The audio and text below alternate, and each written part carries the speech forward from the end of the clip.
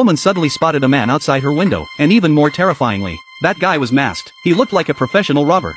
He walked to the door and looked inside. The woman was too scared to move. The next moment, the guy covered his hand and looked inside. Then he seemed to think he should do something. He took out a hammer and opened the door. He then cautiously stepped inside, but the woman had already run away. However, the man seemed to have noticed something. The woman had left a ball of yarn on the ground. What was even stranger was that the woman didn't want to give up her yarn. She was frantically pulling on the thread. The man followed the thread with his eyes. The woman seemed to have escaped upstairs. At that moment, the man's accomplice arrived. The man pointed to the stairs. His accomplice was also surprised. The next moment, the man handed him the hammer. His accomplice took the hammer and went upstairs.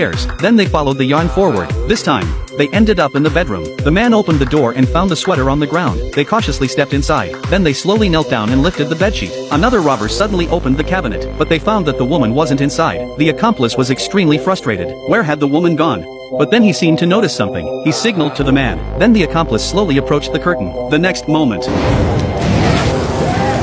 the woman's fighting ability was really strong. She knocked one man down in an instant. The other man was not afraid at all. The woman could only drop her things and run. She kept looking back as she ran. Unexpectedly, she tripped and fell. She was knocked down pretty hard, and seemed to have fainted from the fall. The two robbers came down to check on her, but were suddenly attacked. It turned out that the woman had done it on purpose, but at that moment, she was cornered by the two men, and had nowhere to retreat. When her husband came home from work, he suddenly noticed something unusual at the door. There was a pool of blood on the ground. He immediately called the police. A seasoned female police officer arrived on the scene, but looking at the hood on the ground, she was deeply puzzled. The husband immediately told his mother what had happened. The woman said that the money had not been stolen, so they should just wait for the robbers to call. But by evening, they had not received a call. Meanwhile, in another car, the burned robber was covering his face and wailing. The woman was urging the robber to seek medical treatment, otherwise he would easily get an infection. At that moment, a police car drove up in front of them, and asked them to stop the car for inspection. The woman keenly sensed that this was an opportunity, and immediately ran towards the police car. However, she did not get into the police car,